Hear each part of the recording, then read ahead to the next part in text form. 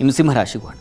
ಸಿಂಹರಾಶಿಯವರಿಗೆ ವಾರದ ಆದಿಯಲ್ಲಿ ಹೇಗಿದೆಯಪ್ಪ? ವೃತ್ತಿಯಲ್ಲಿ ಪರಿಶ್ರಮ, ಅಧಿಕಾರದ ಬಲ, ಧನ ಲಾಭ, ಧನ ನಷ್ಟವೂ ಇದೆ, ಲಾಭ ನಷ್ಟ ಎರಡೂ ಇದೆ. ದಾಂಪತ್ಯದಲ್ಲಿ ಅಸಮಾಧಾನ ಇದೆ. ವ್ಯಾಪಾರದಲ್ಲಿ ಎಚ್ಚರಿಕೆ ವಹಿಸಬೇಕು ಸ್ವಲ್ಪ ಮಟ್ಟಿಗೆ.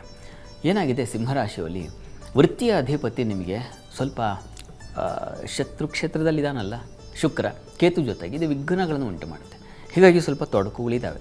ಆದರೆ ರವಿ ಲಾಭದಲ್ಲೇ ಇದ್ದಾನೆ ಬುಧನ ಜೊತೆಗೆ, ಹೀಗಾಗಿ ಲಾಭ ಅಂತೂ ಇದೆ. ಹಣಕಾಸು ಬರ್ತದೆ, ಹಣಕಾಸು ಖರ್ಚು ಆಗುತ್ತೆ. ಎರಡೂ ರೀತಿಯಲ್ಲಿದೆ. ಈ ವಾರದಲ್ಲಿ ಒಂಥರ ಮಿಶ್ರ ಫಲ ಅಂತ ಹೇಳಬಹುದು. ಆದರೆ ಅಧಿಕಾರದ ಬಲ ಇದೆ.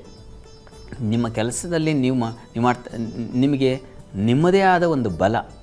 ನೀವು ಕೆಲಸ ಮಾಡಿದ್ರೆ ಇನ್ನೊಬ್ಬರು ಹೇಳಬೇಕಾಗಿಲ್ಲ, ನಿಮಗೇ ಆ ಅಧಿಕಾರತ್ವ ಅಂತಕ್ಕಂಥದ್ದು ಉಂಟಾಗಿರುತ್ತೆ. ಆ ರೀತಿಯಲ್ಲಿ ಕುಜನ ಒಂದು ಫಲ ನಿಮಗೆ ಭಾಗ್ಯಾಧಿಪತಿ ತಂದು ಕೊಡ್ತಾನೆ. ಹೀಗಾಗಿ ಅನುಕೂಲವಿದೆ, ಮಿಶ್ರವಾಗಿದೆ.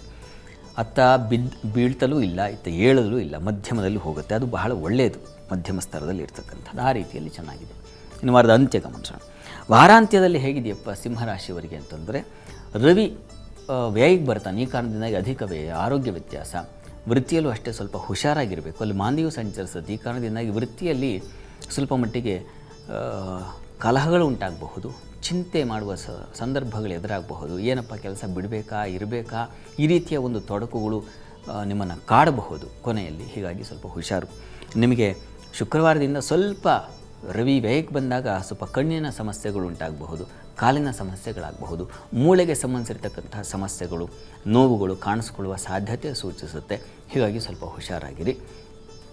ಅಧಿಕ ವ್ಯಯವನ್ನು ಸೂಚಿಸ್ತಾ ಇದೆ. ಆರೋಗ್ಯ ನಿಮಿತ್ತವೇ ವ್ಯಯ, ಅಲೆದಾಟ ಇದಾಗ್ಬಿಡುತ್ತೆ.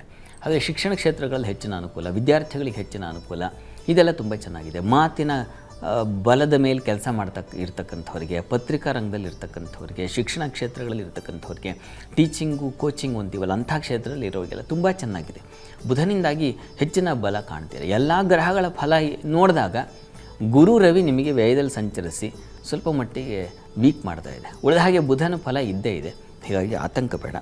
ಪ್ರಾರ್ಥನೆಗೇನಪ್ಪ, ಸಿಂಹರಾಶಿಯವರಿಗೆ ಶಿವ ಸನ್ನಿಧಾನದಲ್ಲೇ ರುದ್ರಾಭಿಷೇಕ ಮಾಡಿಸ್ತಕ್ಕಂಥದ್ದು, ಇದ್ರ ಜೊತೆಗೆ ಗೋಧಿ ಸಮರ್ಪಣೆ ಮಾಡ್ತಕ್ಕಂಥದ್ದು, ಇದು ಕೂಡ ಬಹಳ ಒಳ್ಳೆಯದು.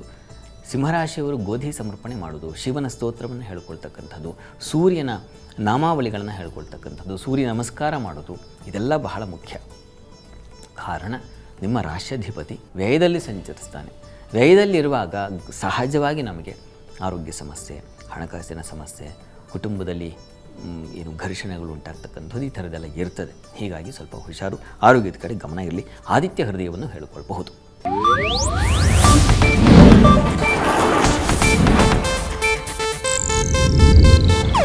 ಇದು ಏಷ್ಯಾನೆಟ್ ನ್ಯೂಸ್ ನೆಟ್ವರ್ಕ್ ಪ್ರಸ್ತುತಿ.